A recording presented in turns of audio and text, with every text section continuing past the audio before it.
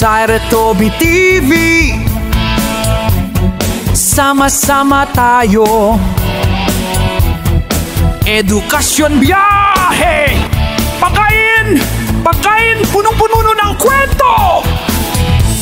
Halina't matuto, tuklasin ng mundo sa Retobi TV. Nakaputi ako. Ha? Puti. Ano ba yan? Nagbibideo yan? Picture eh. Video. Hello beloved Visions, welcome back to my channel, and for today's video ako ay maagang nagbiyahe papunta sa LSPU kasi ako may face to face ngayong Sabado. Opo, face to face po ang aming pasok ngayon. So tara, start na tayo guys. So 4 AM ngayon, nagpagising ako kay nanay dito sa bahay kasi alam ko malayo itong bahay namin para sasakayan papunta sa crossing. Pero sa halagang 150 pesos, umarkila ako na tricycle para makababa ako sa may Petron doon sa Mayapa. Sobrang dilim at umuulan pa nga, beloved to vision.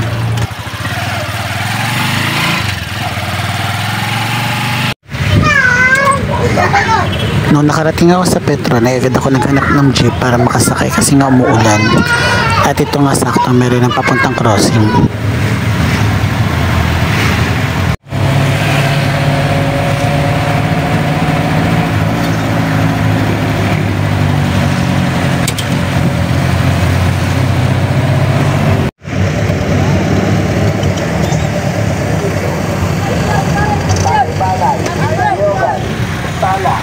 Kabuyaw Kaya, Dita Rotonda, Golden City, Open Maribago, Open Santa Rosa, Yan, Osmar, Pulita.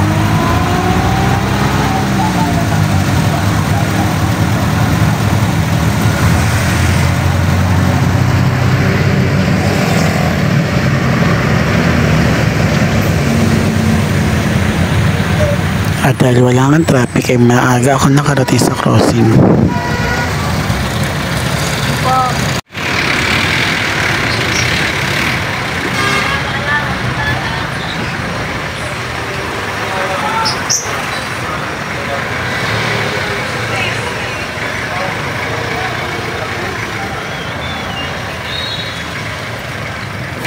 Pagkababa ko ng jeep ay agad ako naglakad patungo sa paradahan ng papunta sa Santa Cruz. Mamadali ako upang maabutan ko ang first trip. Dahil nga umulan, medyo maputik itong daanan papunta doon sa terminal.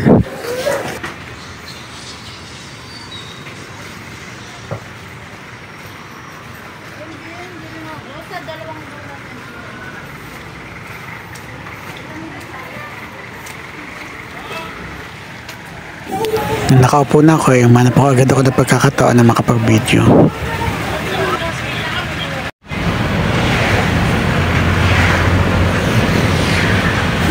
At itong sumunod na video na ito ay halos nandoon na ako sa may bae at mag-uumaga na rin.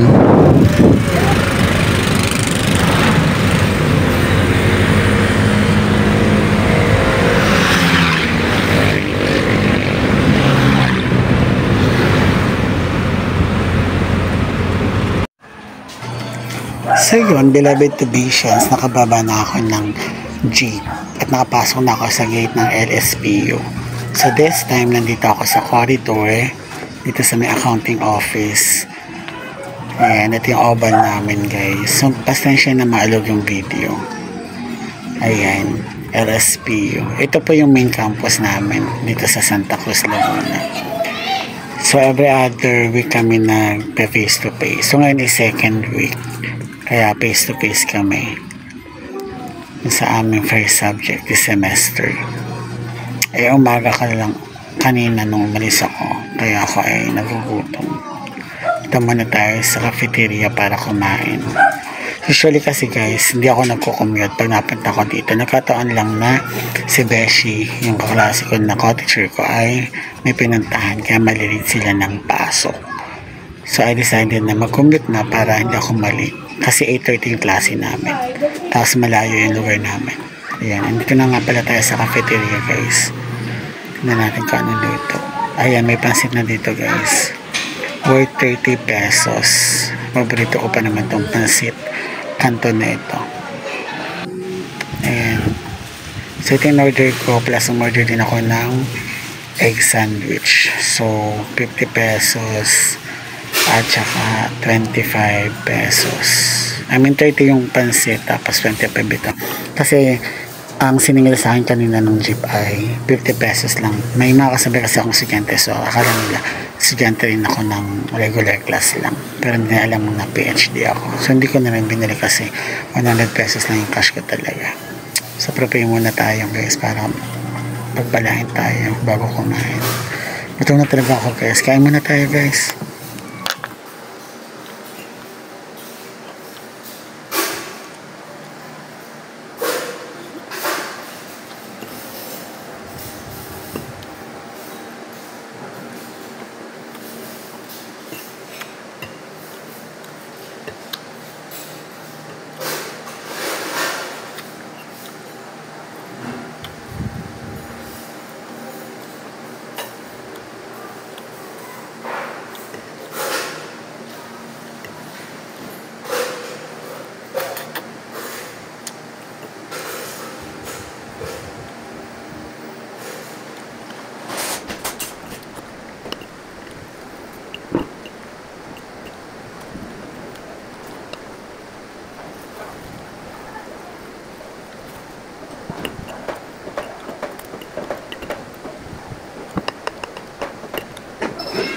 Ayan, tapos na nga akong kumain guys, kaya ako pumunta na doon sa building ko saan kami magkaklase. At dito ko nang naabutan si Ma'am Kim, si Ma'am Flor, at si Ma'am Divine. Sila kasi yung unang reporter ngayong week 2. Ayan. So meron palang event dito sa gitna sa laboratory. Kaya sabi ni Doc Libano, lipat daw kami dito sa College of Law at dito kami magkaklase. So yun, beloved to be siya, so dito na kami sa room, nag-change room kami. Yan, na aking mga classmates. 4 pa lang kami guys. Kasi ginawa ko, sinend ko na sa messenger ko para in case na ito forward. So lumipat kami ng room, hindi kami doon sa kabila. Dito kami sa College of Law. Ayan na, ayan, nagsiset up na yung aming classmate, ang first reporter, si Ma'am Kim. Hi, Ma'am.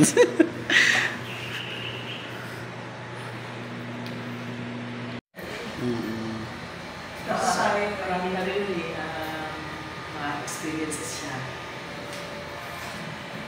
Good morning po, classmates and Dr. Gano. So, I'm going to discuss about organizational change and change management. So, here are the subtopics to be discussed: the definition of organizational change, causes and types of organizational change, the importance, the role of the managers, change management, 3 stages of change, best models for organizational change, and the article about education system of other countries. So first, let's discuss about the definition of organizational change. It refers to the actions in which a company or business alters a major component of its organization, such as company culture, the underlying technologies or infrastructure it uses to operate on its internal processes. So we all know naman po na every organization ay nag-undergo po ng change and transition. Either the new employees, new staff, or the leadership styles, or kung ano mga plans and mga projects na meron po sa isang school. So ilalagay ko po siya sa mga schools po. And they want also success through preparation, the implementation, and the follow-through or monitoring. So what are the causes of organizational change? So we have 4. Number 1 is the new leadership at the helm of the company or within its departments. So when we say helm, ito yung mga changes ng mga location ng mga employees, yung mga deployment, dyan po siya papasok. And also kung anong leadership meron ng isang, sabi na natin, educational leaders or school heads sa isang school. So yan yung nagkakos ng organizational change. Lalo na kung nagbabago tayo ng mga principal. So, 3 to 5 years ang maximum ng principal na nag-stay sa school. So, pagka nag-change ng principal, change din yung mga plano. Diba po, hindi na ako continue. So, number 2 is the shifts in the organizational team structure. And yung 3, the implementation of new technology. So, dito, magkasama siya. katulad ngayon, nag-shift na tayo sa new technology. Lalo siya naging trending nung pandemic time, na yung mga traditional way of teaching natin, mas napaigting pa natin, na-improve natin yung nagkaroon ng pandemic kasi kahit meron suspension ng klase, tayo, pwede tayo may online class, o pwede tayo may modular class, so hindi siya nagiging talagang the learning objectives. So number 1, define organizational capacity for change. Number 2, enumerate the 8 dimensions of organizational capacity for change. And number 3, identify the practical distractions in using the 8 dimensions of organizational capacity for change framework. So, doon sa first part ko, inuna ko na po yung article. So, pumunta ako ng Japan. And then, nakita ko to, nagandahan ako sa kanya. So, this is from EMI in 1986. So, it focuses on Kaizen. Sir, Kaizen ba? Kaizen? Kaizen. Kaizen. Ano ma'am? Kaizen. So, nakita ko kasi yung the key Japan's competitive success is Kaizen. under the Kaizen model, which Doc Rivano have discussed last week. So, this was summarized by James R. Martin, professor from the University of South Florida. So I will no longer read it from start to finish. So isa-summarize ko siya according to my understanding. And then at the same time, kinota ko yung may pinsan ako natuturo sa ng isang institution. Then structure. Minsan tinitingnan din yun ng isang leaders eh. Kaya may mga nagbabago doon sa system, sa structure ng institution or school. Then technology. So ayan. So, isa na yan sa ini-integrate ng sa mga flow yung technology. So, it can also refer to the effects of those changes. So, yan po. So, first strategies for effectively managing organizational change is put people first. So, successful change management prioritizes people. So, nabanggit na rin kanina yung about sa tao, di ba? Sa lahat ng institution, talagang human resources talaga or inuuna yung kapakanan ng isang employee. Kaya nga minsan, pagka change initiatives fail, when the people involved don't understand, believe in or engage in the changes. Ayan po, so dapat i-prioritize yung tauhan niya. First, kasi pag school leader ka kasi marami kang hindi lang dapat una teachers, utility, job order, then parents, then bata. So marami siyang dapat na consider. Sa magiging compre ninyo sa ating intercept. Kaya mahalaga po na mapag-aralan itong topic na to. Sa subject na to, sa course na to, mahalagang pointers yung organizational change, change management, organizational change, yung OCC, organizational capacity for change. Pointers yun yung 8 na yan. Nasabi ko yan sa inyo, organizational transformation, tsaka innovative culture.